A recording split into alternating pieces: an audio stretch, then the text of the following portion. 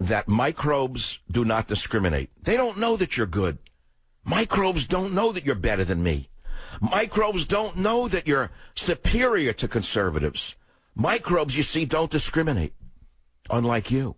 Microbes will jump down your throat and give you tuberculosis just as fast as they'll jump down my throat and give me tuberculosis. Immigrants and Epidemics. That's how I started my radio career 22 years ago. It was because I could not get a book published on that topic, even though I had published a number of books before that. They were fairly well good sellers. And I had tried to co-author the book on Immigrants and Epidemics with the then Dean of a School of Public Health, a very famous dean, and nobody would touch the book in New York because they were afraid of offending the immigrant mafia. Now, here we are 20-some-odd years later, and we have a criminal act being conducted by the federal government, an absolute Ponzi scheme of lies, so vast that all of us are at risk. 22% of refugees in Minnesota are positive for tuberculosis. That's what we know to be true. That was in 2014. Now, amongst that group, 26% of all foreign-born cases of TB in Minnesota were from people born in Somalia. Somalia. Somalians almost exclusively enter the state through Obama's refugee resettlement program. More than 70,000 refugees have been resettled in the United States, listen carefully, every year for the past 30 years by the federal government. Listen to what I said, 70,000 a year per year times 30. Do the math. So it started 30 years ago under the criminal drunk Kennedy. The criminal drunk Kennedy was the first to lie and say that the Immigration Act that he was about to change, the lying drunk from Massachusetts said this would not change the demographics of America and it would not threaten the health of America, but the lying drunk was lying. What is it about the Democrats that makes them want to lie to the American people on a regular basis? Now, a book is coming out by a former Democrat, an anonymous Democrat, who said that they lie about everything. They don't read the bills. He tells people one thing and knows he can't do it. He said all he cares about is raising money and getting reelected. He said we're all the same from the top to the bottom. We don't do anything. He said we're all liars. And we're doing it at the risk for America. So now we wake up and we see that they're flooding America with refugees, many of whom are diseased. And by the way, TB is a very serious illness. It was almost eradicated in America. And the lying thieves at the CDC are still trying to determine the reason for the uptick. They should all be fired and tried on criminal charges of lying to the American people. But nevertheless, let's go into the actual studies here. What else are the wonderful immigrants bringing to America? It's not just TB being brought in by these resettled refugees, Mr. Obama. Measles, whooping cough, diphtheria, and other diseases that were on their way to total eradication are also coming in across the borders of the United States. That's why your child has to be injected with vaccines. That's why your little baby has to be overly vaccinated. It's because of the immigrants. When are you people going to wake up? Now, if it was just me, an immigrant son, saying it, you could say, well, I don't believe him. How can he prove that? Well, I just gave you the data. But again, the data doesn't matter to people who don't care. They have an agenda. So who's responsible? You are. You're responsible. The Catholic Church is responsible. The Catholic Church is flooding America with refugees because of greed, greed, greed. The Pope is running a Ponzi scheme. The Pope is no different than Bernie Madoff. Every day that liar in the Vatican says that we should open our borders. The liar in the Vatican says that it's good for the world to open your borders. Look at what's going on in Europe. Has he opened the borders of the Vatican to the immigrants from Syria? Has he brought the diseased immigrants from Somalia in behind the walls of the Vatican? That liar? No, he hasn't. Who is this liar in the Vatican? Now, many of you are offended by this because you're good Catholics. But you should be more offended by the liar, the imposter as Pope, than you should be offended by the words you're hearing on this radio show. Because what I am telling you is for the sake of your own survival and the survival of your nation and the survival of your children and your children's children. What the Pope is telling you is to the demise of your nation. But he's not the issue. The issue is this country. How does it go on?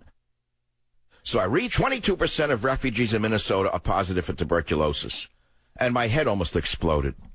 I was like the ticket that exploded by William Burroughs. 1 out of every 5 refugees that was forced down the throats of the people of Minnesota by the federal fascist government tested positive for latent tuberculosis in 2014, according to the state's own Department of Health. And yet the liars at the CDC, all of whom should be arrested for lying to the American people, I will name them. It's why I said that if Trump becomes president, not only do I want to run the CDC, I want to take all of these liars in nice suits and put them in prison for what they've done to us. Do you know that the CDC is still denying that they know why there is an uptick in tuberculosis in Minnesota? Do you understand why I have such contempt for these MDs and PhDs in the CDC? Do you understand that I'm right and they're wrong? All of these epidemiologists are politicians. They are like Lysenko in Russia. Now, if you don't know who Lysenko is, you can read about him in Government Zero. Lysenko was hired by the Soviet government to lie about agricultural production because the government needed to lie about how good the government was doing in producing crops with the government's models. So they got a geneticist who lied about genetics. His name was Lysenko, in order to dupe the Soviet people into thinking the government could run the agriculture industry better than the private sector could. Well, of course, it was a big lie. It's the same as Ben Rhodes. It's the same as the CDC. It's the same as the IRS. It's the same as the NSA. It's the same as virtually every department that this poisonous creature from wherever he is has done to this country. He has appointed nothing but toxic liars in every department. If we had an opposition party, he would have been impeached a long time ago. They are so useless. They are so afraid of being called racist that they touch this slithery snake in the White House. Now you say, come on, we all know Obama's no good. We're all looking for... No, you all don't know he's no good. Explain to me, going back to my first question now, follow the bouncing ball. Is Obama doing the things he is doing to this country out of the genuine liberal desire to do the right thing for America and the world, or is he doing it to weaken and destroy this country? The evidence leads me to believe that he is doing it strictly to destroy this country, because there is no reason to bring in Somali refugees, 1 out of 5, who have been resettled in Minnesota against the will of the people by the fascist federal government, tested positive for latent tuberculosis in 2014.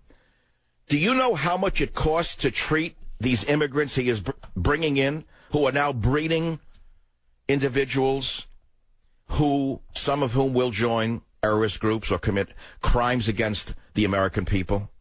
Do you know what the cost of treating an active TB case that is susceptible or responsive to drugs is? I have the numbers. Do you know what the cost is if it is non-responsive? Do you know what it costs to treat a multi-drug resistant patient? Your hair will stand up. So why is he sucking us dry? This is question number 1 on the Savage Nation. Here is question 2. It's about the communist Bernie Sanders, the evil street communist from New York, the spitter, the street spitter. He is Bernie Madoff. He is Bernie Madoff in the political world. Bernie Sanders and Bernie Madoff are one and the same. Madoff sold false securities for which there were no consequences until he got caught. He had a Ponzi scheme. Bernie Sanders sells social programs that are unsupportable, just like Bernie Madoff. But since he can get away with lying as a candidate, of course the have-nots like him. Now, who was Bernie Sanders and who was his wife? Who was that wife of his? Did you read the story about Jane Sanders? Burlington College closes due to crushing weight of debt acquired by Jane Sanders. An entire college announced that it will close after it found itself unable to recover from the crushing weight of the debt incurred under Jane O'Meara Sanders, the college's former president and wife of Bernie Sanders. Now, that's just the beginning of the story.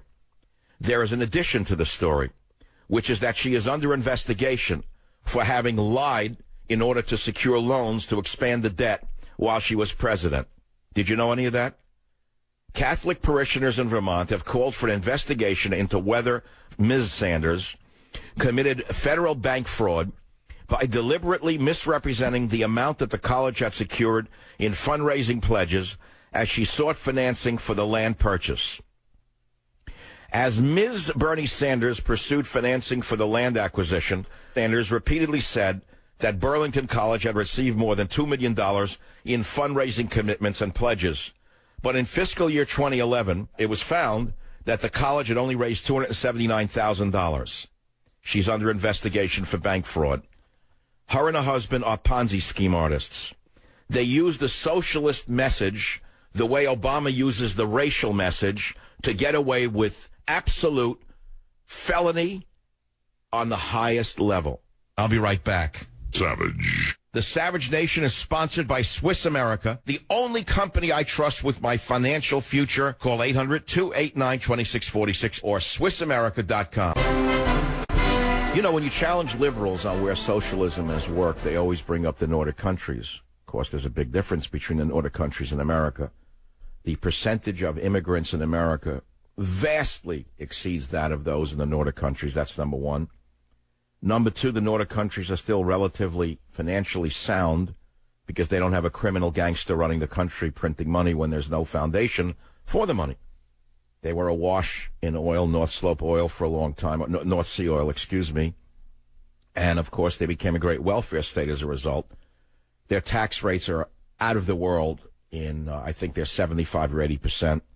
And they've killed all incentive to produce anything in those countries. And the people have reverted to alcoholism, drugs, and rampant sexuality. So I don't hold the Nordic countries up as an example for anything. There is a growing nationalism in Sweden, for example. It may be too little too late. The only salvation for Sweden would be the immediate arrest of the entire liberal government and the seizure of the power centers before it's too late. Same in Germany. I was in San Francisco the other day waiting for a ferry, just a public ferry, during which I talked to people once in a while, strangers. And there was a couple that obviously they were foreigners, just the way they looked.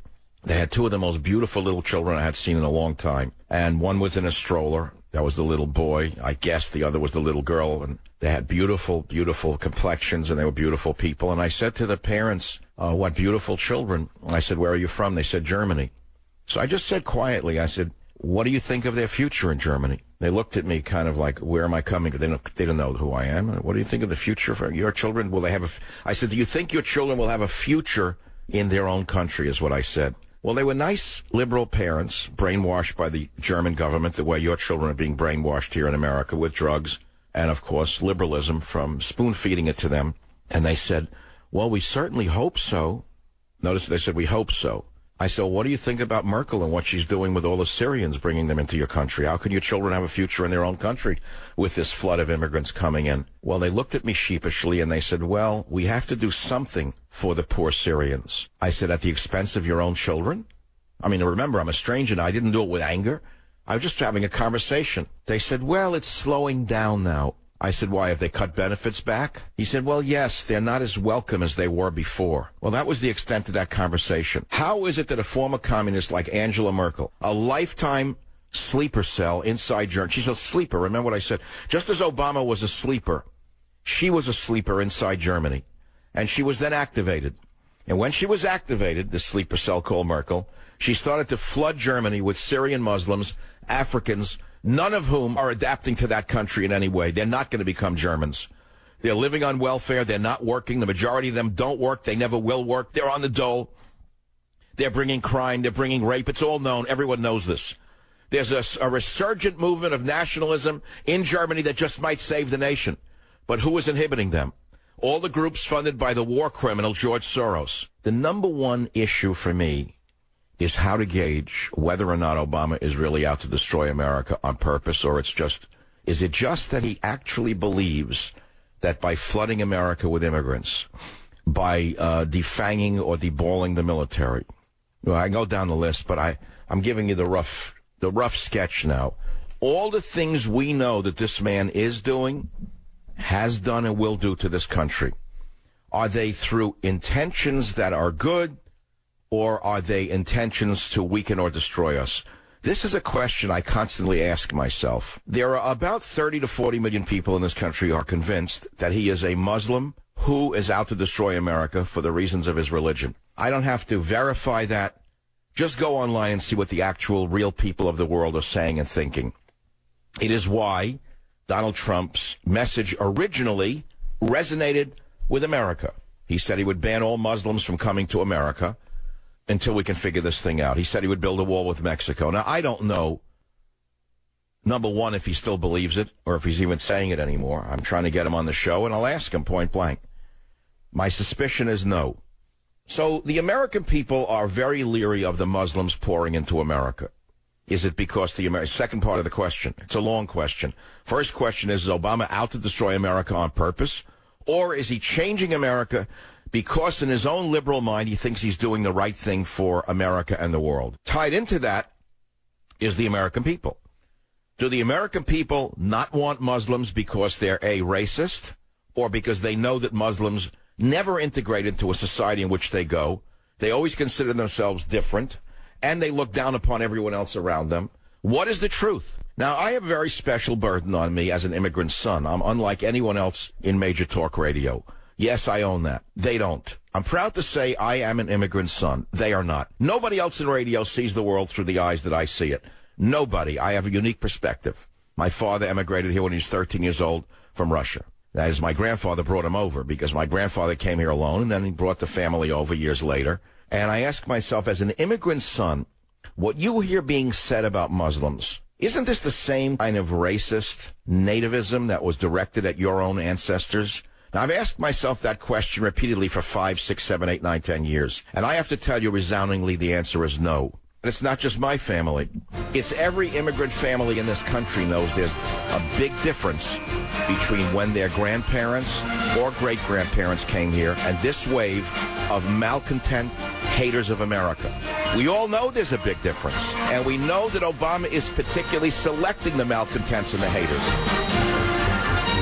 Savage. Your Pope, the genius in the Catholic Church, the most brilliant Pope in the 1400 years. You know, he's the first non-European Pope handpicked out of nowhere.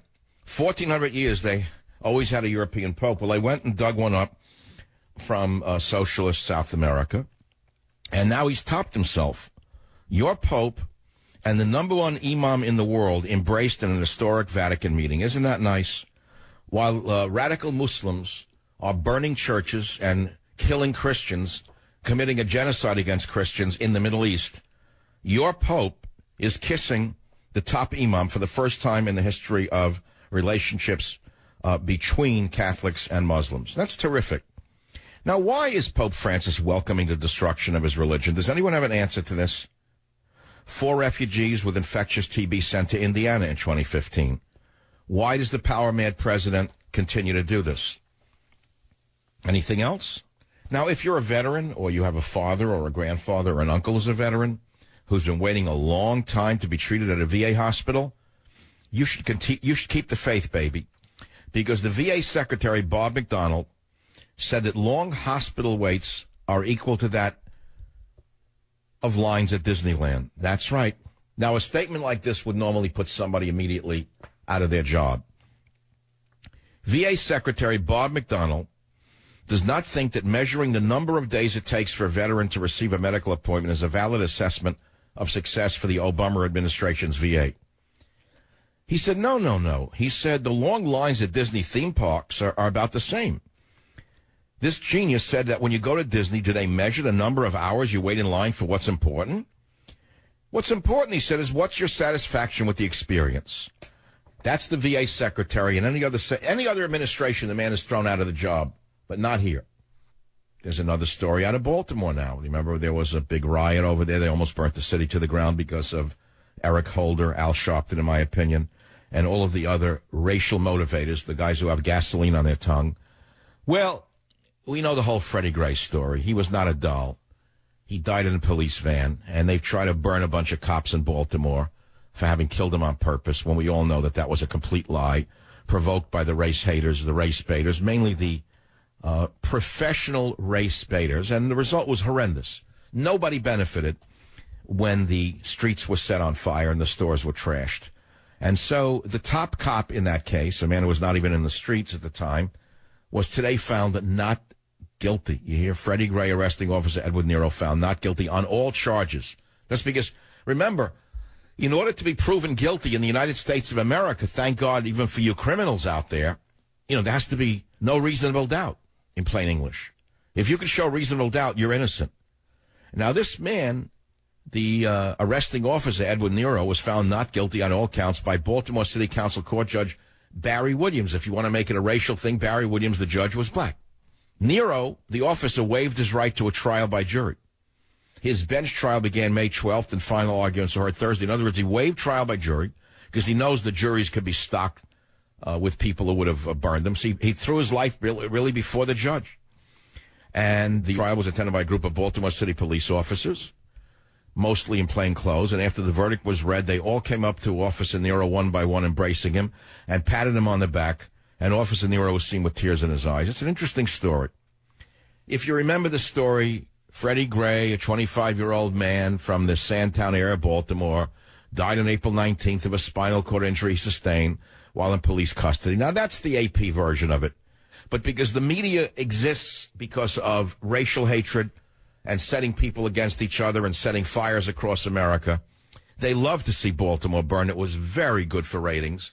And, of course, the Occupy Now movement was there. The Black Lives Matter movement was there. And they burned and they looted.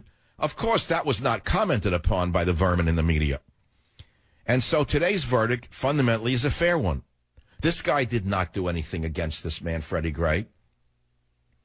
And he was found not guilty. This is our American system of justice.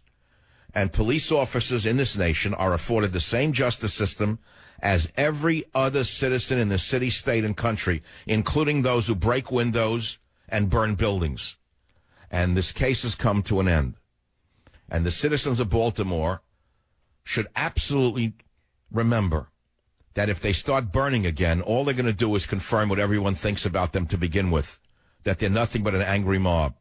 And I think that Al Sharpton should be arrested for crossing state lines with the intent of starting a riot if he is seen anywhere on the border of the state of Baltimore. I'm not kidding you.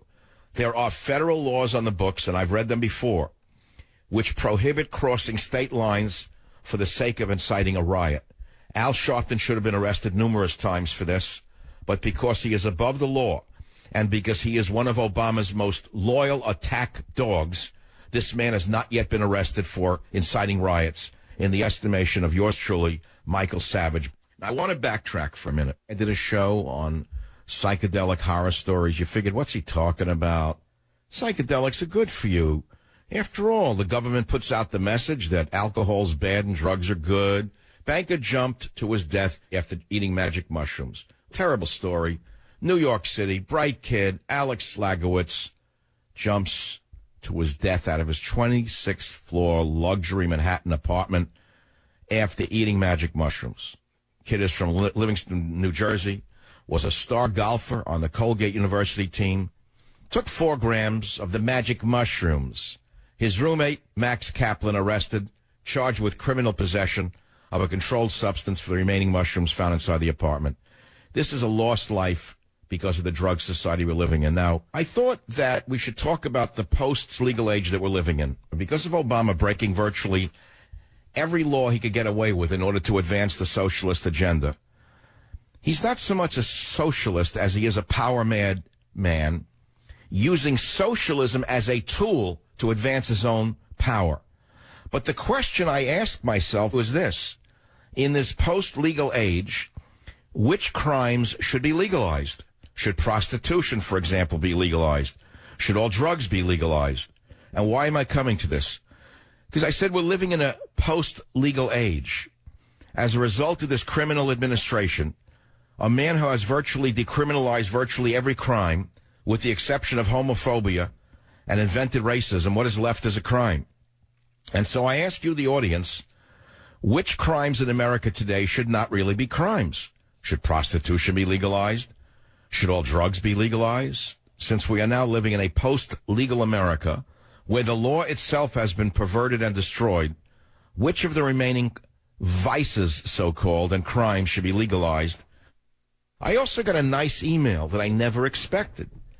People are putting down, they're saying, oh, the radio business is really in trouble.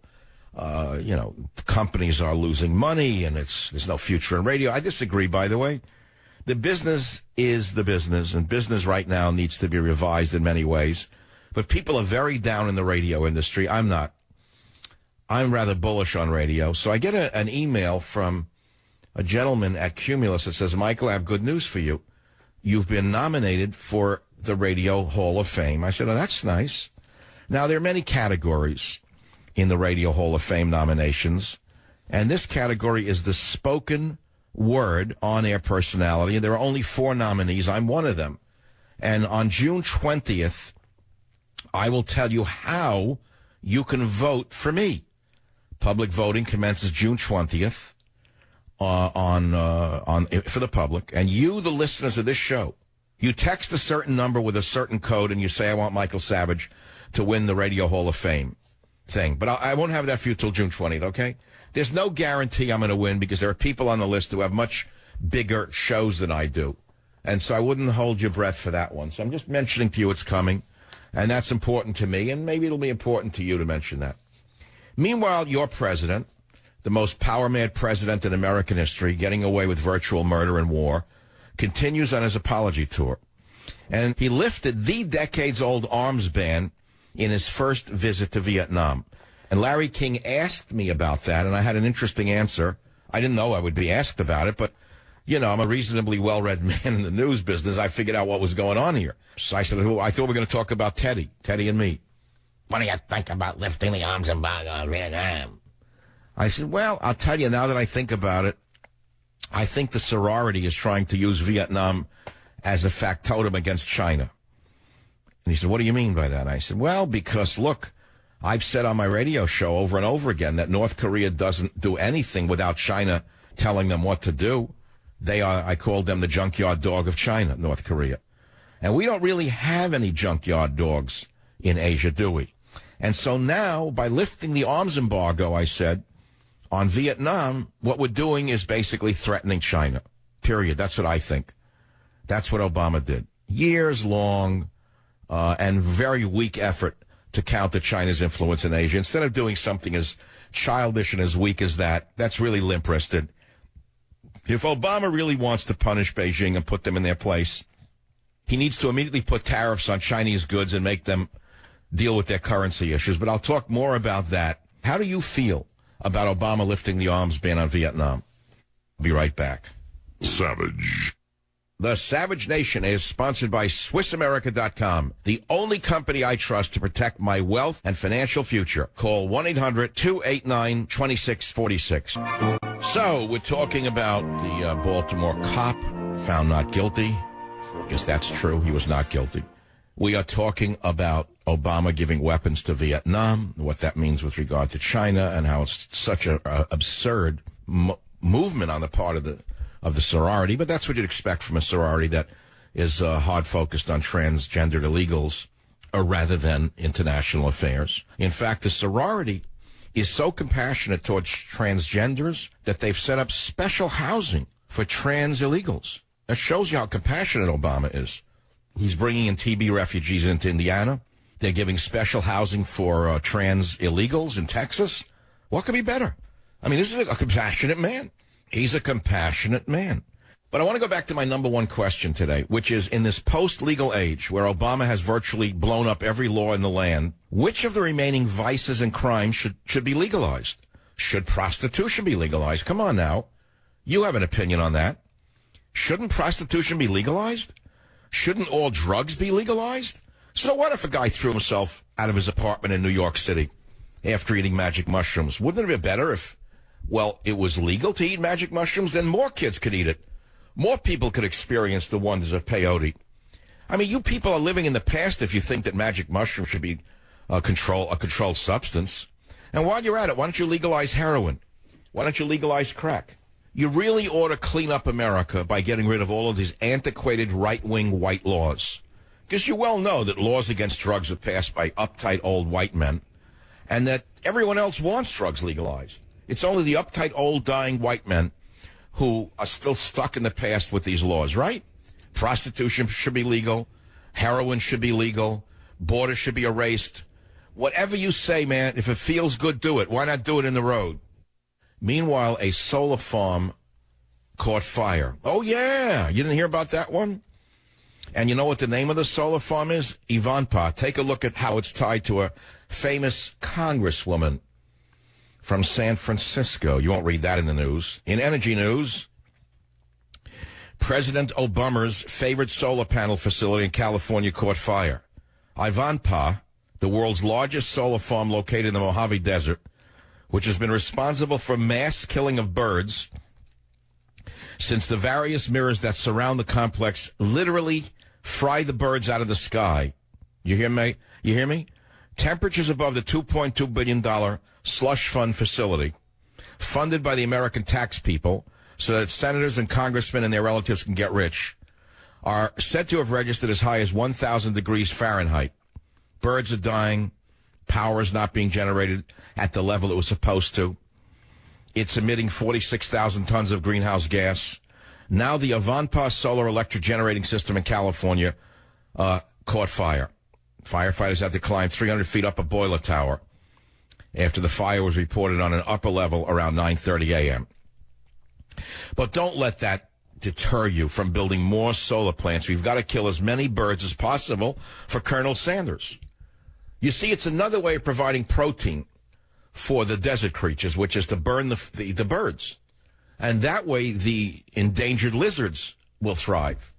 And so think about this. I mean, if you are a congresswoman from San Francisco and you have relatives who you gave $1 billion in free money to get involved in green energy, and so what if it's killing birds? You just get up and you bumble around and say, well, the birds are good for the lizards on the desert floor because the lizards were more endangered than birds.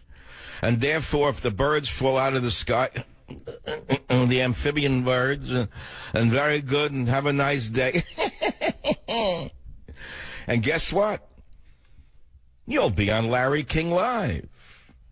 Or you'll be on burning birds out of the sky with exploding solar facilities.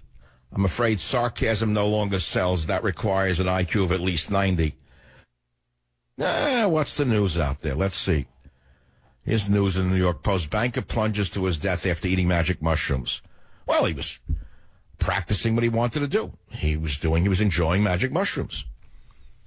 He was a brilliant young man, had a whole life ahead of him, but say he engaged in recreational drug use. Isn't that what they teach you at Harvard? If it feels good, do it. Why don't you experiment the way I did? Hey, things happen, you know what I'm saying? They shouldn't make drugs illegal. Why, if the drug had been legal, he would have still taken the mushrooms and fallen off or fell off the building or jumped. So what's the difference then if it's legal or illegal? The answer's simple. In the more use of the drugs, the more suicides and the loss of life. That's all. Obama says, let's arm the Vietnamese. Baltimore cop not guilty in death of Freddie Gray. Syria, is that still happening? Is Syria still at war? I don't know. That's not in the news anymore. Are they still killing and murdering? Oh, sure. Nah, not really. You don't want to read about that because it makes Hillary look like what she really is, a warmongering maniac who brought about the Arab Spring and destroyed the Middle East. So let's not talk about Syria. You notice how Syria news has disappeared virtually? Because the average person, wait a minute, is Syria still going on? How did this happen? How did Syria melt down? Oh, it was Hillary's Arab Spring, funded by George Soros. The architect of that was Brzezinski, in my opinion. The enactor was Hillary Clinton, in my knowledge. The disaster was total, in my opinion. Warning. The Savage Nation contains adult language, adult content, psychological nudity. Listener discretion is advised.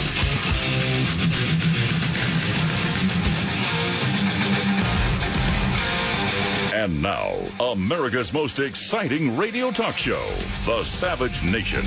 Talk radio for the thinking person, home of borders, language, culture. And here he is, Michael Savage. Okay, we know Clinton's in trouble. We know that liberals don't like her. We know that they prefer Bernie Sanders because they're all communists and they think that living like they're living in Venezuela would be a fun thing to do, you know, where you're fighting over one loaf of bread or one salami and you're laying in a hospital ward with blood on the floor. That's their idea of a future America. So that's why they love Bernie Sanders, because they've been brainwashed. Well, what if the Democrat Party was smarter than you think? And they see that Hillary is an unpopular candidate. They realize she's not liked by the so-called progressive psychos. And they say, I tell you what we're going to do. We're going to make it a Clinton-Sanders ticket. That's the end of the election. Period. Bingo. Because half the Sanders voters right now who like Sanders would vote for Trump. But if Hillary Clinton and her advisors were smart enough to incorporate Bernie Sanders on a ticket, Clinton-Sanders, end of the election, it's over. Because if it's Trump and that one from Alaska whose name I don't even remember, then it's over. End of the game. The tennis matches. Break your rackets. Leave the stadium. Buy a Diet Coke and head to the subways. Because he picks Sarah Palin. Worse yet, Newt Gingrich, end of story. Forget about it. It's a fire sale. They're going to pick that old hack as vice president. End of the story, fire sale. Republican National Committee is running the show. Period, end of story. That's it. I'm Michael Savage. I hope you like what I'm saying because I'm saying it anyway. If you think it's a guarantee that Trump is going to win because he's moving to the center, you are mistaken. The only way Trump can win is by staying with what he started with. These stupid, moronic advisors that team hired are moving him exactly in the direction he should not be going. They're trying to do what Nixon did. You know, appeal to the idiots on the right in the beginning, get them excited, then hire us, the geniuses from K Street who destroyed America, and we'll tell you how to win the election. Forget those stupid right-wingers. Forget those idiots on the radio who you used in the beginning. What I want you to do now is talk to the center. Talk to Main Street. So let's see, Mr. Trump. Why don't you start talking about Juanita Broderick and the rapes? Yeah, let's forget Muslims. Let's forget illegal immigration. Put that wall aside. Talk about Clinton's rapes, Mr. Trump. That'll get you right to the finish line. I'm sorry. I've had it. I'm not holding it in anymore. That's all there is to it. That's my opinion. This is idiotic. I've never seen anything like this. Unless you are as stupid as they think you are. It's possible you are. It's possible the average jerk out there is idiotic. It's possible I overestimate my audience. It's possible the average guy out there is an idiot who doesn't deserve anything better than Barack Obama or a replacement of him. What would you add to this list of topics that we should be hearing about on the campaign trail instead of Clinton's alleged rapes? I'm sick of it. Here's what's been going on. Have you heard any of this in the recent interviews or speeches? Military suicides, 22 a day. China building islands in the South China Sea. Russia in Syria. North Korea testing nukes. Iran, the lie about Iran's nuclear program. Iran holding American sailors captive and making them cry, stealing classified information. The spread of ISIS attacks. Boko Haram growing in Africa. The refugee crisis unending in Europe.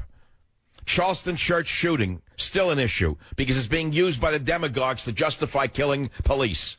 Supreme Court legalizing gay marriage, huge issue, having ramifications on every bathroom in the United States of America. Terror attacks, sending American troops back into Iraq as advisors while saying there is no war. Opening up relations with communist Cuba. The death of Antonin Scalia, no investigation, no autopsy. The Zika outbreak because of the CDC's incompetence. The cutting of our military. The releasing of Gitmo detainees who are going back on the battlefield. Clinton's email scandal threatening national security. What would you add to this list of topics that Trump should be talking about and being asked about instead of dredging up Clinton's women's issues? And I'll ask you this question. Do you actually care about Clinton's women? Because I could care less. It's nothing to me. It means nothing to me. Why is that an issue right now? For whom the bell tolls, no man is an island, entire of itself. Each is a piece of the continent, a part of the main. If a clod be washed away by the sea, Europe is the less, as well as if a promontory were, as well as if a manor of thine own or of thine friends were. Each man's death diminishes me, for I am involved in mankind. Therefore send not to know for whom the bell tolls, it tolls for thee. This was written by the great dead white male John Donne in 1624, and the moron, idiot, stupid fools who don't like the canon of the dead white males ought to go study somewhere in Africa or the Middle East. I am as responsible for launching Donald Trump's career as anyone in this country. I've been with him from 2011. And I still support him. I do not support his advisors. Let me be very clear. They are misadvising him. They have steered him off game. They are losing their audience. He cannot win by alienating his base. They are making the same mistakes they've made with every other Republican candidate. And the proof of this statement, and write it down, is that instead of talking about all of the real issues that I have mentioned and others that you may mention, and they're real issues, from the borders to the language to the culture to China to Russia to ISIS. I gave you the list. We're hearing about sex scandals of Bill Clinton from when he was in the White House. And this is supposed to bring you to vote for him? I'm sorry. I am disgusted by this. And this is a direct result of the clowns that were hired, like Ed Rollins and the other fools, these silent Republican operatives who have destroyed the country. And make no mistake about it, they're the ones who've destroyed America, the inside crowd, the K Street crowd, the Beltway mob. These are the people who are now advising Donald Trump as sure as I'm standing here. Because I studied this. I spent a few hours the other night. I looked at some of the budgetary items in his campaign, and one of them caught my attention. I forget the number. It was in the millions. It was in the millions for, quote, strategic advisors. And I said, oh, holy God, not again. Not again. Somebody whispered in his ear and said you need to hire these very important strategic advisors. No, don't listen to those who helped launch your career. Don't listen to the people who attend your rallies. No, what you do is you talk about Bill Clinton's rape scandal. That's what's going to get you over the finish line. Oh, forget that border stuff, Donald. Don't even mention the wall anymore. If anyone asks you about it, just say, I don't know what you're talking about. Say, make America great again. But are you going to build that wall if you win? Make America great again. No, I understand that, but would you help make America great again by building that wall? Well, I want to say this. I'm going to make America great again. Okay, so you're not going to build a wall. Okay. Well, what about the threat of the Islamic terrorists that may be coming in with Muslim refugees? Are you still going to say we're going to ban all Muslims from coming to America till we can figure this thing out? Well, all I can say is make America great again, and Bill Clinton raped those women 30 years ago. I'm sorry. I'm not going there. You're not dragging me there. I am a free agent. I have only one thing to offer you on this radio show. You know what that is? I have only one thing, and I've not lost it in 22 years, and I refuse to throw it away for anyone on this planet, because I have to answer to my conscience, which means I have to answer to God. And you know what that is? I offer you one thing on this show, only one thing, my integrity. The day I throw my integrity away, my show is over, and I'm not willing to throw it away for any man on this planet. Never. And I'm sorry. This is a mistake. And I'm saying it because it is a mistake, and I'm going to say it until someone up there hears me. Why doesn't Trump's advisors, Ed Rollins, just go out and buy a purple dress, take it to a deli somewhere in New York, spill some soup on it, let the soup dry, get a stain on a purple dress, and the next time Donald Trump appears, you should wave a purple dress around and talk about the purple dress and a stain. Maybe that would appeal to the average person out there. Maybe that'd be a great campaign agitprop trick. I could be wrong. It could be that's all they care about.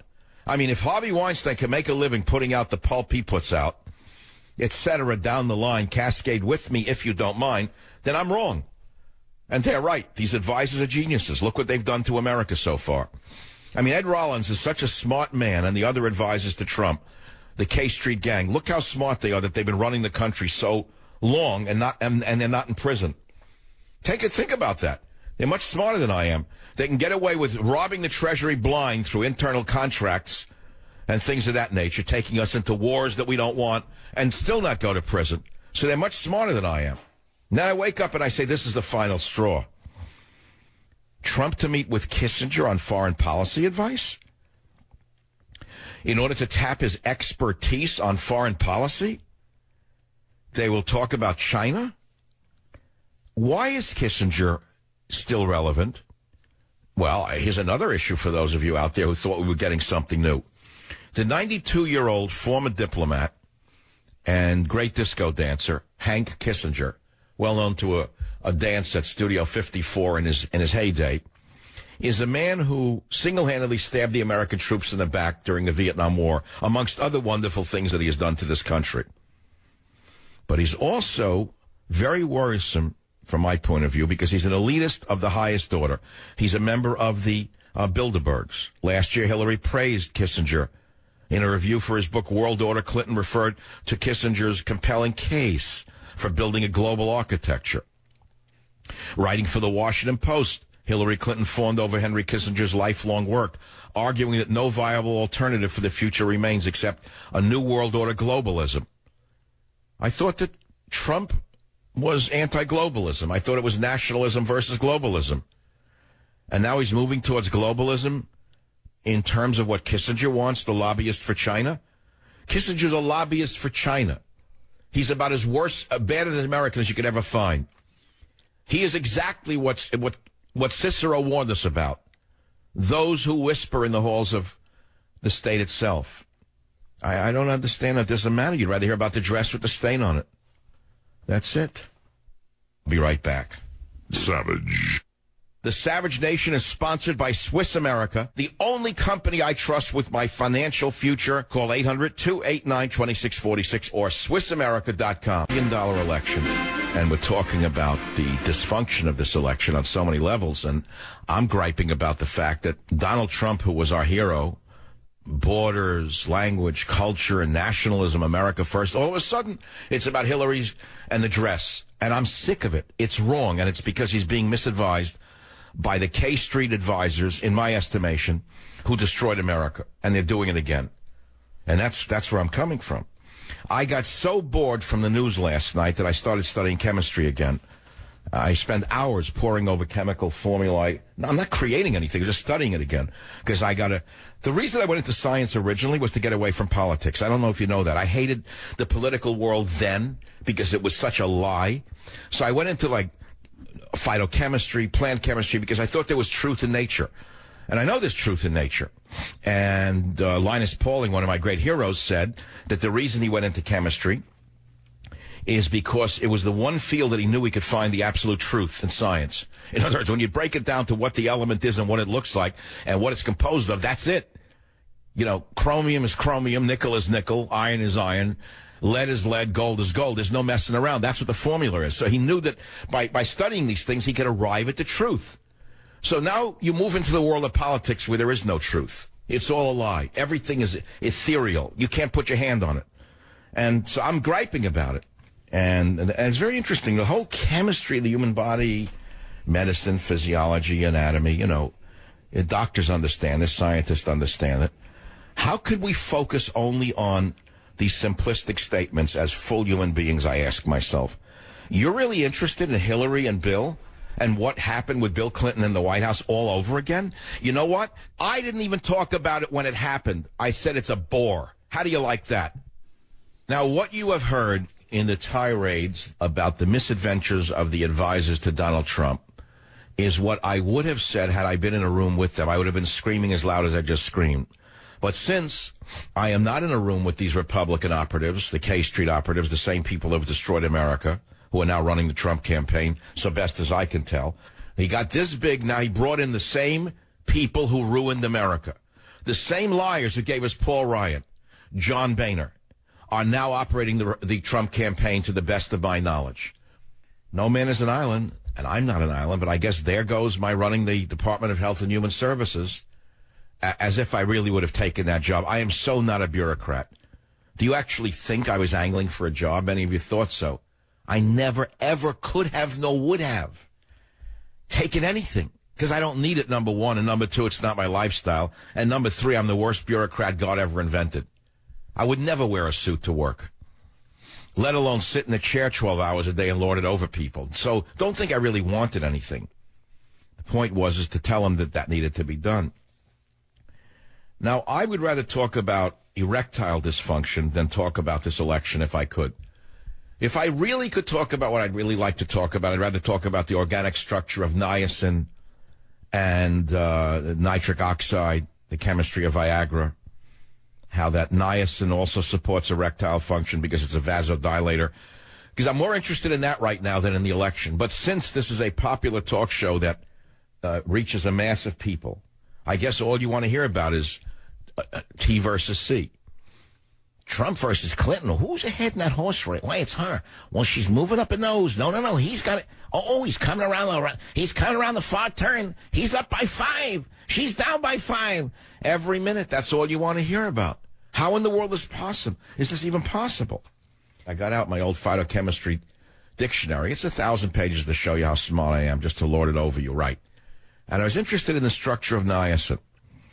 And I found this particular phrase, which is directly related to what I'm talking about, borders, language, and culture.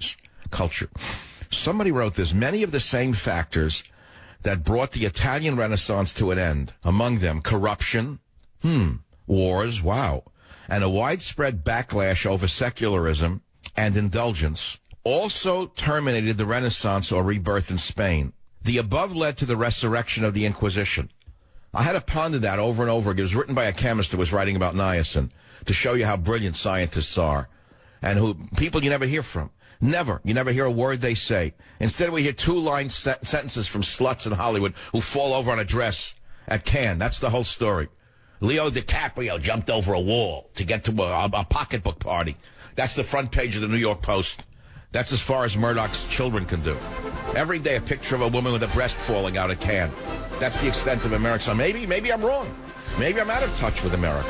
Maybe you do want to hear about Clinton and Juanita Broderick and a rape job. Like I give a damn. How could that matter to you? Savage. Air Force General is first woman at top-tier U.S. Combat Command. This is what he's actually doing. While the thin, smoking snake in the White House distracts you with the toilet story to make you get all upset over trans this and man in a woman's room and a woman in a man's room, what he's really doing is dismantling our entire military. Air Force General is first woman at top-tier U.S. Combat Command. Now, I have nothing against women pilots who have flown in combat rising to the level of general and heading a U.S. warfighting command. But she's never flown in combat. In fact, she's not a pilot. She's basically like she's the type that an air traffic controller. But they made her the head of the whole North American Aerospace Defense Command. General Robinson. General Robinson. General Robinson. They say General Robinson reflects that change as much as anything else, said Maria Carl, a retired Air Force colonel, another one who never flew a plane. They made into a colonel. And they're all happy about it. They said she has an ability to take all the different pieces of the picture and pull it together strategically. I'm sure she's a brilliant woman. I'm sure she's a great organizer.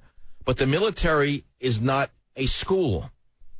The military is about fighting the enemy and defeating the enemy. It's not about social engineering.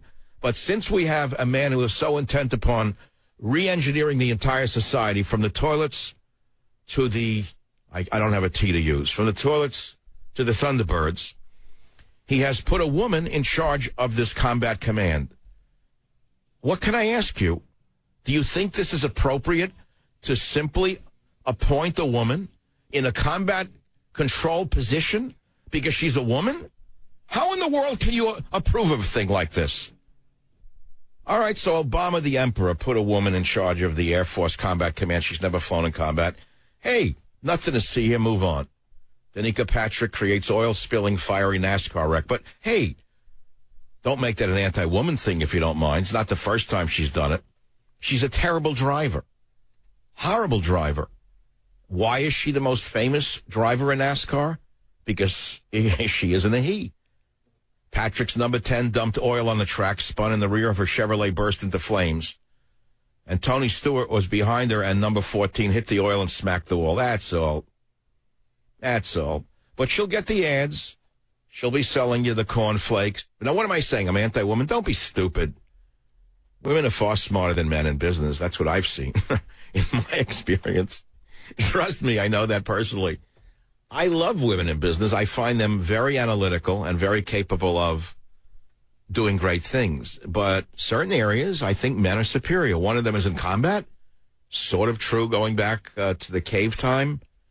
And when it comes to auto racing, I kind of think men have quicker reflexes. I could be wrong about that. And there are examples, by the way, of combat women in combat positions who've done great things, but making a non-combat person the head of the Air Force Military Combat Command is crazy. Absolutely insane, but this is what he does. This is the kind of stuff we're going to be left with. And it's not taking away from her as an AWACS commander. She's probably great at it. Strategically a brilliant woman and an organizer. It's not the same as fighting in a warfare situation as her father did in Vietnam. And, by the way, as her husband did as an Air Force pilot. And her own daughter, by the way, was a pilot. So she comes from an Air Force family. But it still doesn't mean she's qualified to be made the general who runs the whole Air Force command. Crazy world we're living in. You got a crazy president here in the White House threatening states that don't want to make bathrooms open to anyone who says that they're the sex that they want to be. It's crazy. It's a crazy situation, and you know it. And you know that Obama's edict on the school bathroom and shower issue is total insanity. And everyone who is religious knows it's insane.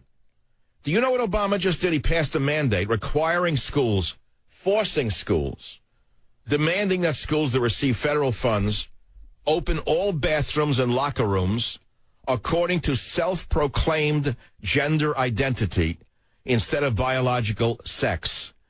That is absolutely an unconstitutional demand on the part of the psycho in the White House. It is an overreach of executive power by the psychopath in the White House. It is insensitive to sexual assault victims by the psychopath in the White House. It is an affront to all parents in the United States of America. At least that's what I think. So I pick up the local rag, the Chronicle, the once fine newspaper. It was once a B newspaper. Now, of course, it's a laughable stock. Headline every day is anti-police, anti-family, anti-church, anti-man, anti-flag, anti-God, and anti-country. And today is no different. Top story. Bay Area, gender issues. That's all it's about. The world's burning, ISIS cutting off heads, blowing up buildings, and they're concerned with gender issues for the 0.001%. So here we go. A transgender English teacher receives support, we read, from the Sisters of Mercy, who own and operate the Catholic high school where he works in SF. So I ask myself, what is the point of sending your children to Catholic schools if it is just liberal brainwashing? I thought that religious education was supposed to be moral education. It just shows you how antiquated I really am. I thought religion and morals were interconnected, but hey, and then we came to the modern age. Now, tied into that story is the story about the world heavyweight boxing champ, the 6'9" champion. His name is Tyson Fury. Tyson Fury comes out with an interview, and he attacks a lot of people in a lot of groups. And he's giving the interview, and he starts to rail against homosexuality, abortion, pedophilia. And the interview's linked up on YouTube, and it's set off a shockwave. He's quite, let us say, opinionated in ways that I don't approve, incidentally, necessarily, all the time period. And he says, I think it'll be pretty normal in the next 10 years to have sexual relationships with your animals at home. You know, your pets, your cats and dogs. And all that will be legal, says the heavyweight champion of the world. He says, you are already allowed to marry your animals and stuff. It is going to happen, though, isn't it? Whatever you can think of that's bad will be made legal because that's what the devil wants. Now, the interviews were posted on YouTube. He's an amazing fighter, incidentally, to watch him. 6'9", and he's fast. So he's seen in a black tracksuit, relaxed and lounging on a settee, and he talks about the upcoming fight with Klitschko, age 40, in Manchester in July. And all of a sudden, he goes off on a tirade, and he says, why has he never been backed by 75% of the British public? He says, I just think it's because I'm a believer in the Lord. I'm quoting him saying, people hate that, so they don't want to hear it, so they all come together and talk bull S. It doesn't matter, does it? Because those that stand fast shall be rewarded. He says his views, which are religious, are seen as draconian. He says draconian, living in ancient times, where we don't like women to be whores. He adds, I think it'll be perfectly normal in the next 10 years to have sexual relationships with your animals at home and know, your pets and cats and dogs and all that, so that will be legal. He goes on. He says, I said they marry your animals. He said, in a world that's changing its morals daily and lowering the bar of daily morals, then it is okay to do all this sorts of stuff. I can't think of anything that is that bad it wouldn't be allowed to happen.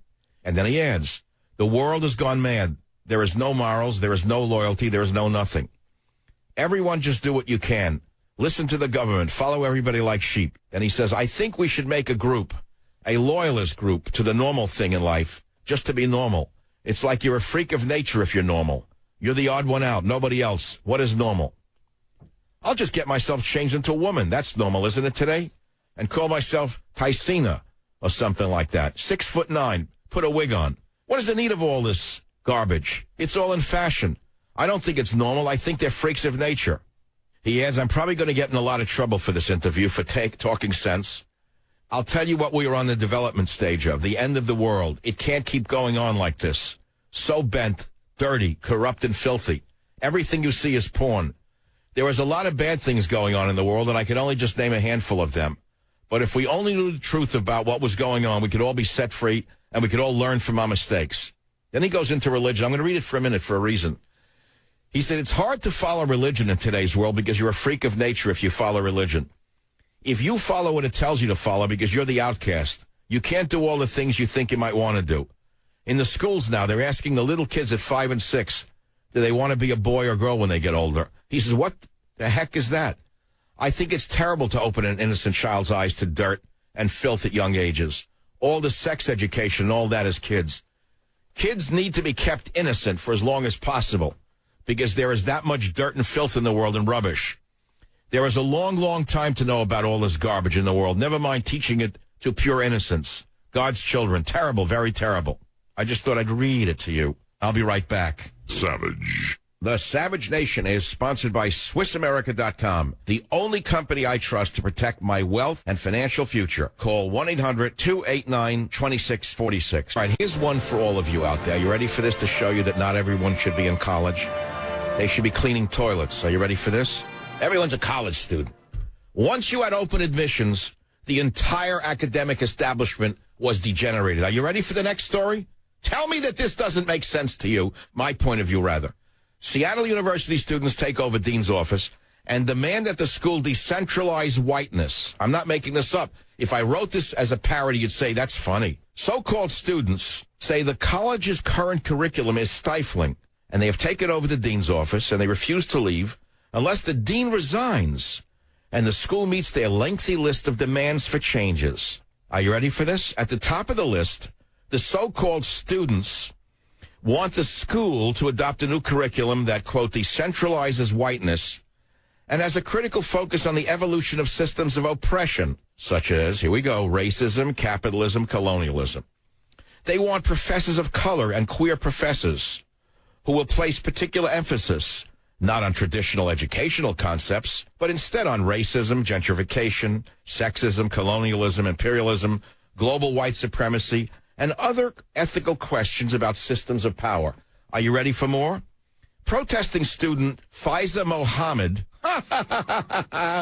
a real student, a real genius, said the intention is to undermine the focus on the Western canon, which is merely writings of old, racist, sexist white men. The fool says I can count on one hand how many people of color I've read in the 4 years that I've been here, she said. The students also demanded re-education for the school's professors so they can deal with microaggressions more effectively. I have an answer to this question, but I can't give it on a national broadcast. I think you can pretty much figure out what I would do if I were the president of the college or I was the president of the United States. And I'll stop right there. At some point, the pendulum will swing back the other way, and lowlifes such as this will not only not get into the dean's office, they will never be seen on a college campus. They will go back where they began, which is at the bottom of the social ladder, because that's all they're capable of. And they're never going to rise. They can scream all they want. Nobody is going to pay any attention to them except me.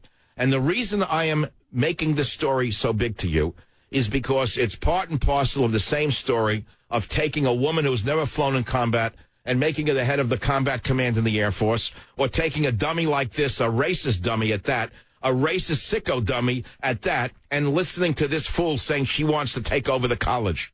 We're the only advanced democracy that would let a crazy man stay in office this long and get away with what he's doing. I mean, appointing a woman who's never flown in combat to head up the Air Force Combat Command, it's unbelievable to me. There's a related story. Frustrated with Obama, Congress moves to increase Joint Chiefs Chairman's war powers. How can they let this community organizer, this communist community organizer at that, he's not even an American community organizer when you think about it. He's an anti-American community organizer. But whatever. Look, you know how much I love the president. You know what damage I think he's doing to the country. But let me tell you something. 50% of the American people love the guy. They love it. If you look into the ratings this guy has, they're phenomenally large. When you think of all the new Americans who don't know English who love him, who are given handouts the minute they break through the border, wouldn't you love him too? If you think of the tens of millions of federal employees who work for him and live off the fat of the land doing very little, wouldn't you love him as well? If you think of the progressives who have long dreamed of damaging every institution of America that was great, Wouldn't you also love him? And that explains why Bernie is doing so well. I want to read 3 reviews of Teddy and Me. It's my beautiful picture book, and some people really like it. Union Turnpike here. Susan Harris says there is something unique and undefinable about Queens people. She means New York Queens.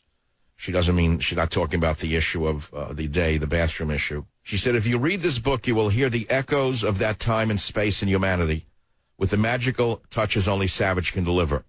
As an author, a raconteur, a scientist, a genius, a deeply flawed human, a radio host, only Savage connects with the exact same spot with millions of people. You just want to have lunch with Savage, desperately. Remember that movie years ago, My Dinner with Andre, that corny movie? Should I ever do a streaming pay-per-view Dinner with Savage? How many people would sign up for that? No, I know we're going to get people calling, yes, do Dinner with Savage. I'm getting a helmet cam for that. The kind that they use on bicycles and such and motorcycles that people ride around with. What do they call them? A GoPro cam. I hear the video quality's great. And I swear one of these days, God willing, I'm going to wear it one weekend and go to my favorite restaurants around the San Francisco area and broadcast it on michaelsavage.com so you'll see what I actually do when I go out to dinner. Lovely story about the dogs. Didn't need any political asides. Oh, he didn't like my politics in there? I don't know what he read it for. He said if he didn't put some of his hatred for liberals and Islam there, it would have been four stars. I just got a sense as a conservative radio host he couldn't resist it. Well, my friends, there is only one religion on earth that actually hates dogs. What do you want me to do, not mention it? That's not a hatred of Islam. That's a reflection of Islam. So what do you want me to do? Ann Hendershot loved the book. As a fan of Michael Savage, she says, I've listened for over 10 years. I've gotten to know his dog, Teddy, quite well. I'm a service human to a boxer named Bentley and a mixed breed named Battle because he was an Army dog that came to our home when our son finished his service with the 101st. I have learned more about life and love from Michael Savage and Teddy and Bentley and Battle than anywhere else. I teach my intro to sociology students about the importance of borders, language, and culture, and always give Michael Savage credit for this. Perhaps I should start giving the credit to Teddy. That's beautiful. I didn't know sociologists can actually love America. I thought it was a strictly left-wing program.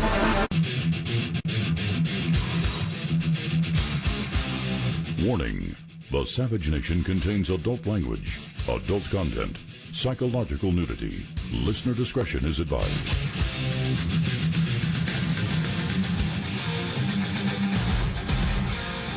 And now, America's most exciting radio talk show, The Savage Nation. Talk radio for the thinking person, home of borders, language, culture. And here he is, Michael Savage. Today's theme is what is the truth? Everyone's searching for the truth. We all know politicians are liars. We know the government is full of crap. We know that everyone lies about everything in business. Wherever you turn, there's lies. So what is the truth? People say, what is the truth? Some say there is no truth. Just do what you want. Another question is, does God exist? That's for you to answer, not for me to ask. Now, I first faced these existential questions when I was 18. And I was reading existential philosophy, notably by Sartre, long forgotten French alcoholic philosopher. But I asked myself the same questions. Is there truth? Where is it to be found? Now, for me, the truth is in reality. The liar in Venezuela, the president Nicolas Maduro, very much like Obama, claims Venezuela has the best health care in the world after Cuba. There's no electricity, no antibiotics, no beds, no soap. 7 babies die a day in the hospitals. Bleeding patients are seen lying strewn on the floor, and doctors are operating without tools. That's socialism at work. That's where America will be in not a long time from now, unless there is a sea change in the political process in the United States of America. Obama is leading us to this disaster as sure as I am sitting here. I have covered this over and over again. What is truth? What is reality? Is Bernie Sanders telling you the truth? Bernie knows what socialism brings, but Bernie won't tell you about hospitals without medicine or about doctors without scalpels or anesthetic. Instead, Bernie sells you a bill of goods the way Bernie Madoff sold his investors on a Ponzi scheme. Bernie Sanders is basically a Ponzi scheme artist. Hillary Clinton, Ponzi scheme artist. We know the Clinton Foundation is a slush fund. We know that she's got lots of bad baggage. We also know she will not be indicted because she owns the system. So that leaves us with Donald Trump. Now, many of us are not sure about Donald Trump, but we're betting on him. But it's not to be about Donald Trump. It's about to be these topics of the day. So I'll begin with some of the stories, that show us what the truth is. For example, Obama, the communist liar, is spending millions of dollars to find summer jobs, not for poor black kids, not for poor white kids, not for poor Hispanic kids who are citizens. Your president, your socialist liar, is spending millions of dollars to find summer jobs for refugees. He wants to make sure that Utica, New York's young refugees are not without a job. So Mr. Obama, the socialist liar, is spending millions and millions of dollars to make sure it doesn't happen. President Obama set up his new Summer Opportunity Project. Access to a job in the summer and beyond can make all the difference to a young person, especially those who don't have access to many resources and opportunities. Well, that's true. Why don't you talk about the poor white kids that don't have a summer job, or the poor black kids whose families were born here hundreds of years ago, about those who don't have a job? But no, Obama wants to make sure as a community organizer that the future is seeded with future socialist voters, and so he will spend millions and millions of dollars launching dozens of initiatives across the land to make sure that not citizens but refugees get jobs. Here's another story. 2 drown after being swept out by a current off a beach in Miami. So I looked into that, and they were 2 rabbis. But they were not liberal rabbis for whom the bell doesn't toll. They were actual real Jews. They were Orthodox Jews who practiced God's commandments all day long, 6 times a day praying, 3 times a day praying, following every little commandment. And they went out into the water, probably wading. These are not swimming types, 67 and 66, from Williamsburg, New York. They're not the type that are ocean swimmers.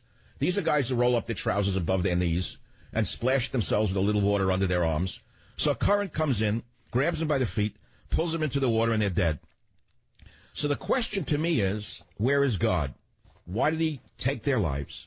Why did he take their lives? Anyone have an answer to this question? There's no answer to the question. So does God exist? You tell me if God exists, because I'm not so sure. And the question is not whether I believe if God exists or if you believe God exists. The issue is, why does he let the good die and the evil thrive? That's all. It's a simple question that goes back to the beginning of time. If you study Mount Vesuvio and you see the remains of Pompeii, where the mountain explodes, and you see the remains of Pompeii, you see people frozen in time as they're hit by the molten ash. Were they all evil? Is that why God killed them? Because he wanted to kill them because they were all evil? Everyone in that whole city below that volcano deserved to die. Or that Christian school bus that goes off a cliff, and 33 children are killed as it falls into a ravine. Why did that happen? Because he's a just God? Or because it's just chance, and it just was an accident? I'll let you decide. It's not for me to answer. It's for me to ask and for you to answer.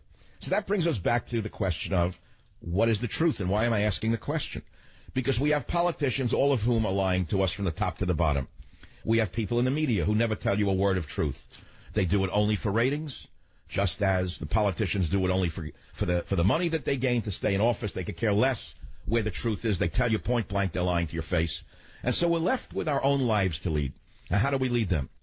Well, each of us has his own way to get through life. Now, for me, it came down to this a number of decades ago, which was survival. I decided that reality was truth itself. Truth and reality were the same, and to me, reality became survival. I didn't want to listen to anyone telling me. I stopped reading books on how to live. I stopped reading philosophers on what to think. I stopped listening to double talkers in the religious world who thought they know the answers when they didn't. I had to decide for myself what the truth was. And for me, the truth was survival, survival, survival. I found out that if I followed the rules of society, I would be crushed and thrown into the garbage can. That I, by following the rules, was thrown on the side of the road because of my race. Because I was not the chosen race or the chosen sexuality. I was a straight, heterosexual, white male, and I was the enemy of our society. And guess what? I played by the rules, and they threw me on the roadside. So I decided, you know what? I'll do what I have to do to survive. And now we come down to America today. Tell me what your reality is. Tell me what you decide the truth is. Tell me what you think the truth is in this political jungle in which we are living. Where is the truth for you? Well, there are other stories I'm going to talk about, and I picked them up. We touched on summer jobs for illegal aliens. African Americans need not apply. Obama apparently is catering to illegals more so than African Americans. I don't know why that doesn't excite the liars in the African American civil rights community.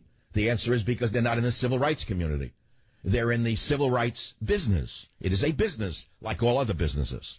But because it is a holier-than-thou business, people are afraid to say a word about it. And so there are some other stories that caught my attention that may or may not be related to my opening show today on the Savage Nation. For example, psychedelics are being used by doctors to help people with depression. Read today that scientists are finding that psychedelic mushrooms may be good for more than a wild weekend. Magic mushrooms appear to have helped a small group of volunteers suffering from severe depression, according to a new study in Lancet Psychology. So I ask you this, because the streets of the Bay Area are strewn with the victims of psychedelics who walk the streets as though they are in an outpatient ward. Some people took these drugs in the 1960s or 70s, and they've never recovered. Whether they be mushrooms or LSD, they're still walking corpses. So I'm going to ask you now in the Savage Nation, not to go back to Richard Nixon's time, but tell me right now in the Savage Nation, for my millions of listeners who are hanging on my every word, was your mind blown by LSD or mushrooms? Do you have any psychedelic horror stories? Have you ever recovered? Is there something that you can tell the younger listeners to this show about psychedelics that may save a life from the road that you traveled because you were lied to by liars like Timothy Leary and the other peddlers of drugs who call themselves doctors of the mind? Now, this all connects up with what is reality. And the reason it connects up with what is reality is quite simple. It's because many people were searching for, quote, the truth. And so in the 60s, they thought that the truth could only be seen by following the psychedelic pathways. Because after all, some Native American tribes used magic mushrooms or mescaline in these mushrooms, namely peyote, in order to see the truth. And then we heard about tribes in South America who inhaled ayahuasca in order to see beyond this reality into the, quote, world of truth. And where did that lead us? Well, it led us to today, where we have men who say they're women walking into bathrooms and getting away with it, even though they're deviants. Oh, yeah. Not all of them are sexually confused. Not all of them identify as women. A good portion of them are simply perverts, using Obama's edict to get away with perversion. Oh, yeah. So what is reality? Is Obama really a legitimate leader of the United States of America? I'll let you decide what the reality is on that one. Is socialism really better for the masses of humanity? Before you open your pie hole and tell me what you heard at Harvard University, take a look at the pictures of the blood-strewn patients on the floors of the hospitals where socialism is actually practiced. Boys and girls from Harvard. What is God? Does God exist? What is the truth? I'll be right back. Savage. The Savage Nation is sponsored by SwissAmerica.com, the only company I trust to protect my wealth and financial future. Call 1-800-289-2646. What is God? Does God exist? What is the truth?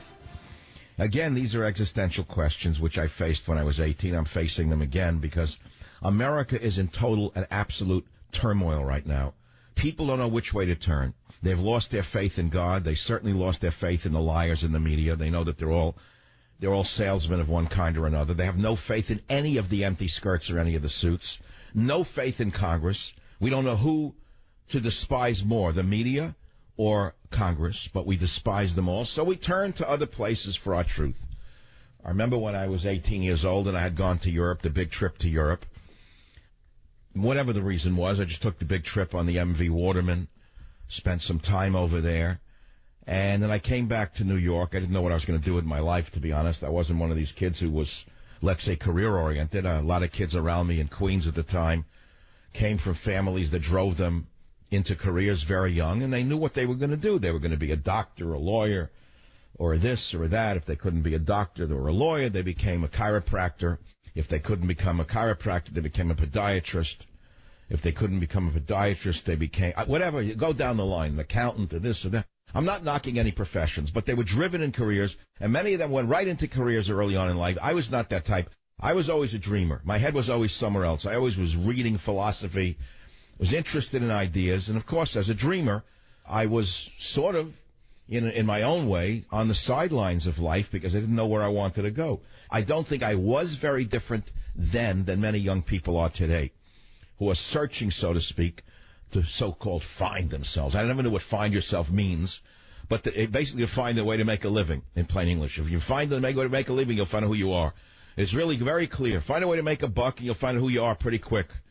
If you can't make a dollar, you'll never know who you are. You're going to be drifting your whole life looking for yourself. So, yes, yourself is connected to making a dollar. So to make a long story short, I come back from Europe in this great search, the existential reality that I was living in, not knowing where reality was. So I remember I was driving on a roadside up in the Catskill Mountains at the end of the summer when I'd come back, and I accidentally ran over and killed a rabbit. My mind, of course, was somewhere else. I was foggy in my head. I was thinking, I was drifting. So I remember killing a rabbit. I got out and looked at the dead squash thing on the side of the road. Not a big deal. I mean, people eat rabbits. But the point was, it was dead. So I looked at it, and I said, today, I never forget what I wrote. In fact, I could find the line in my journal somewhere, but I remember it very clearly. Today I ran down and killed a rabbit. This is reality. It's in one of my journals, probably 1964, a little green book. I remember it. Today I ran down and killed a rabbit. This is reality. So many people have turned to God, and many people have turned away from God in our lifetime. I think more people have turned away from God than have turned to God, certainly in my lifetime. The churches have emptied it out, which is why the Catholic Church in particular is importing people from other countries to fill the pews. It's very bad business, like a movie theater with no one going to the theater anymore. So they need the customers for the movie. So they got to get them from another country, which is now you step in with the immigration job. So let's look at the Bible for 1 second. I'll take your calls.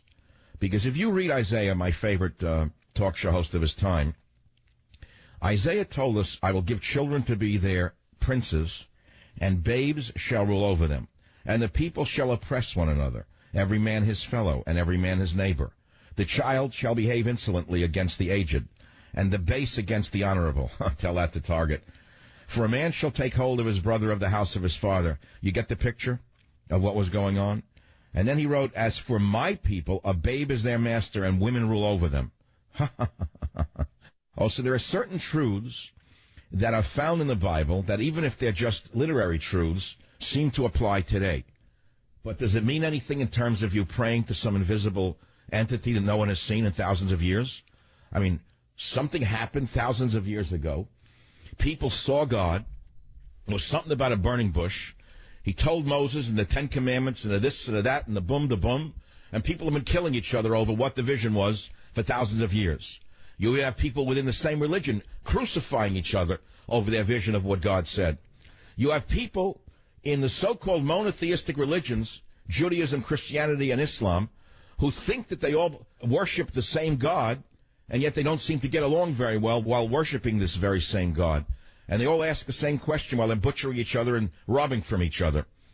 And the question is, where is he? If he exists, why does he let the little children suffer? And why does he let the evil get away with their evil? These are questions I can't answer. Nor do I even ask them anymore. I stopped asking them a long time ago, because I don't look for justice in the world. I don't see it anywhere. I don't strive for it. All I do is seek justice in my own life. I seek justice through survival. I'm going to say that over and over again. And if you analyze me, you analyze my show going back 22 years, you will find that my message, my political message of borders, language, and culture is about the survival of a nation. That's what it came down to. It was not esoteric. It was not in God we trust. It was in borders, language, and culture we trust. And what happened was, along came the anti-Americans, and it was pronounced primarily under Hillary Clinton and Bill Clinton. They were the ones who started the meltdown of our borders, language, and culture. Make no mistake about it. They pushed through NAFTA. They put in a woman into the INS. I remember her name to this day. She should be indicted for war crimes against this nation. I know her name. I won't even mention it. Her name should be cast into the hat of many people who've ruined this country. She was the one who first melted down our borders with Mexico. Then there was Janet Reno, who turned our motor vehicle bureaus into not DMVs, but departments of Mexican voters. They did it specifically to overtake the nation and rule the nation through chicanery, and to use illegal aliens from other countries who didn't even know what they were doing in robbing the Treasury blind, in order to use these illegal aliens to prevent those of us who know what they were doing from seeking justice. And so where we are today is that there's a revolution going on in the political world. You have an unknown communist agitator named Bernie Sanders, one of the greatest fakers in the history of the world, promising things that he knows have failed and he can never deliver, attracting huge crowds of the drug-addicted youth and of the others, mainly government workers, socialists who want their pensions to continue, fools who think that an old man who talks like that is telling him the truth because he wears a rumpled suit. Savage. I want to stick to the more interesting questions for today's program, and they're all related to the white rabbit. Where is the truth? So let's pull a rabbit out of the hat by taking some calls. Let's begin by going to Eugene, Oregon. K. Eugene in Oregon. Sid, line 3. Go ahead. What's on your mind, Sid? Dr. Savage, I'm one of those people who threw away a beautiful, brilliant future by getting involved with LSD in 1970 or so. Well, tell me what happened. I was a valedictorian in my junior high school. I had near-perfect scores on my SATs. I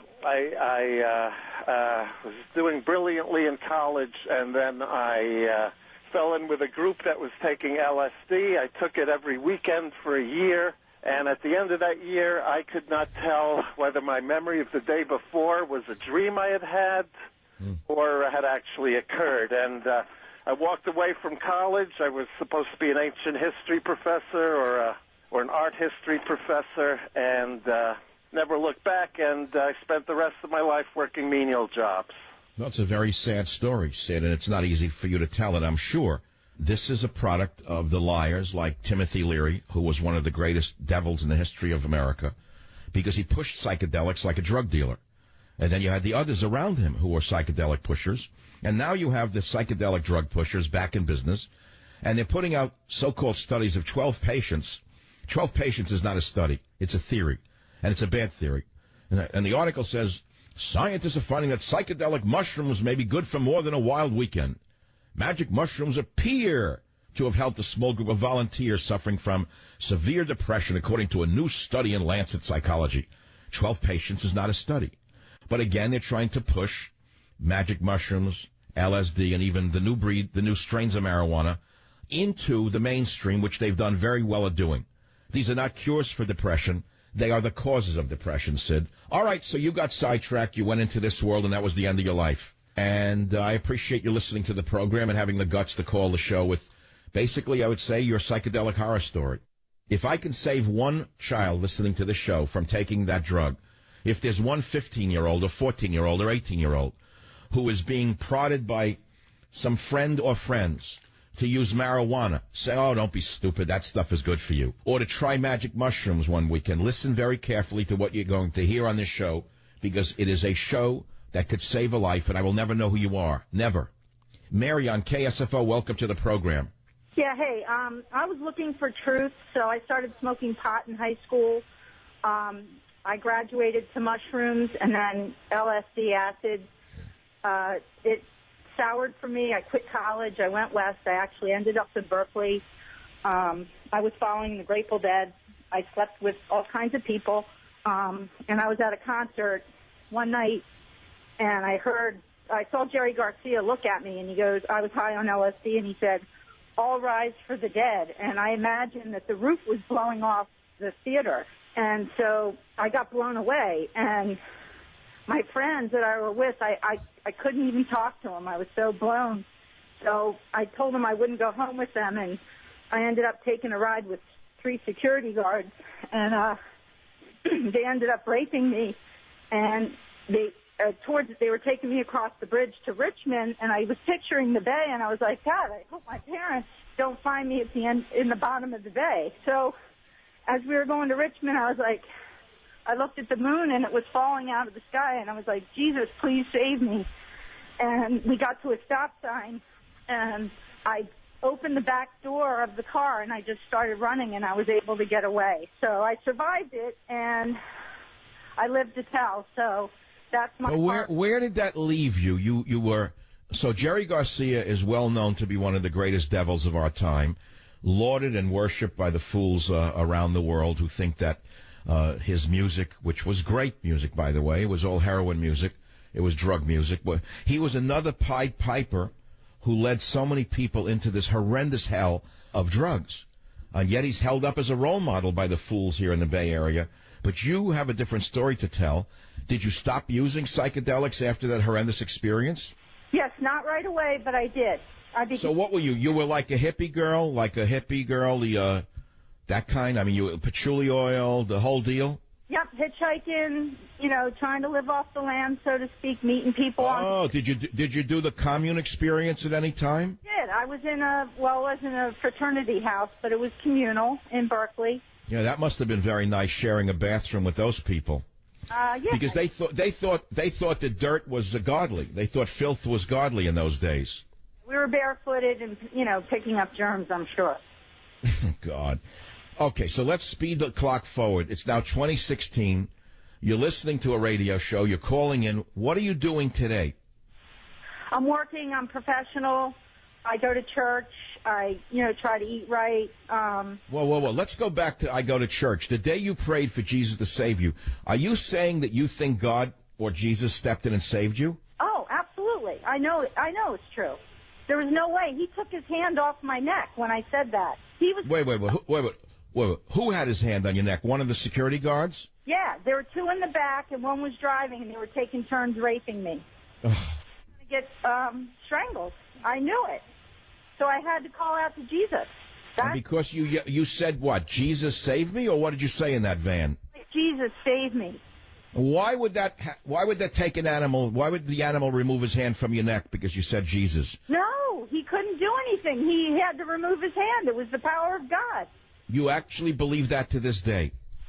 I do believe. Well, I'm not going to argue with what you see as reality.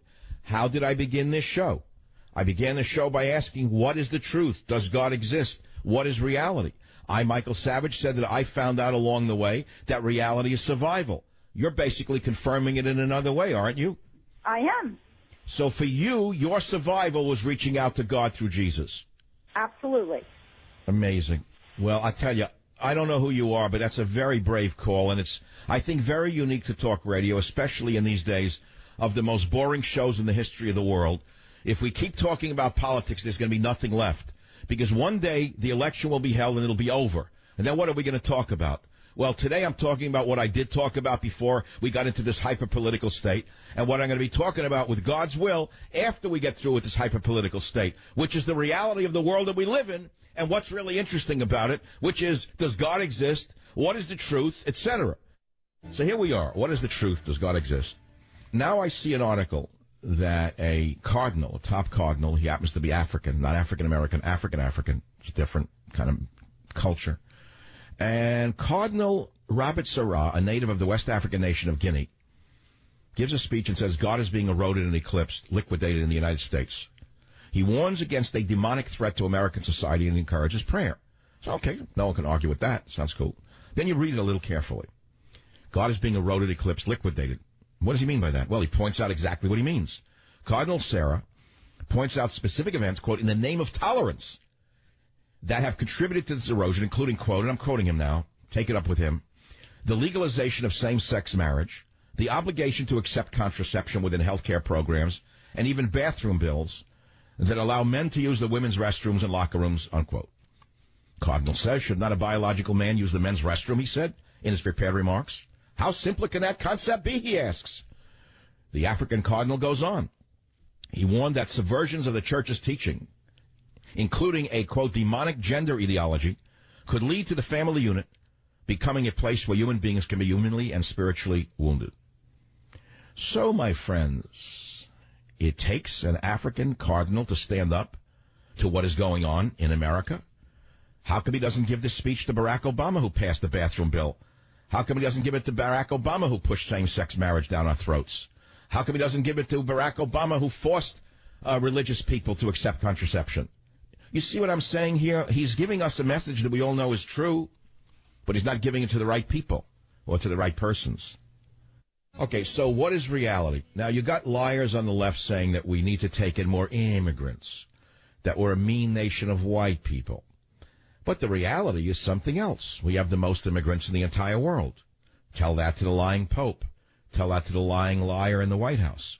1 in 5 global migrants live in the United States of America. 1 in 5 global migrants live in the United States, the most in the world. Did you hear that one?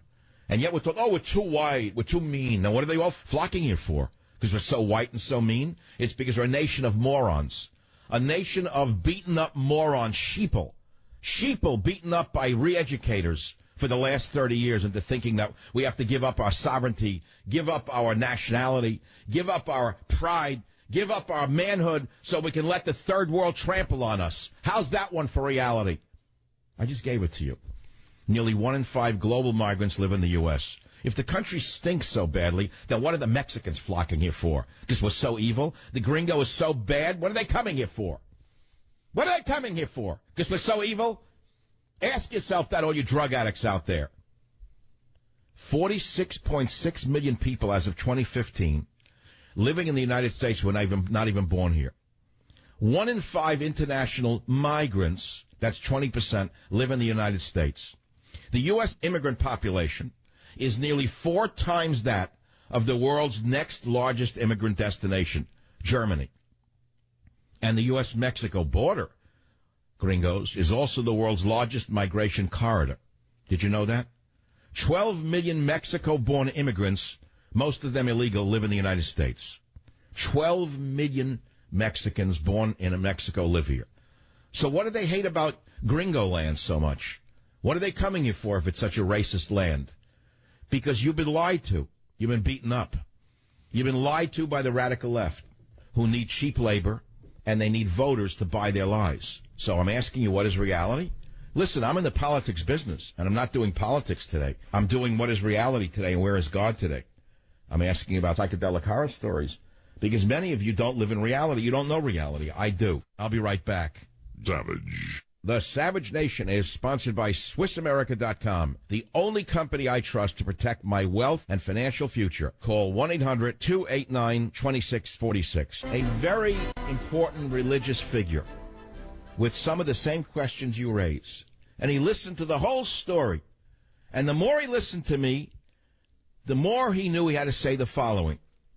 And what he said to me was, Michael, if you take a stick and you put it into dog crap in the street, no matter which way you turn that dog waste, it's still dog waste.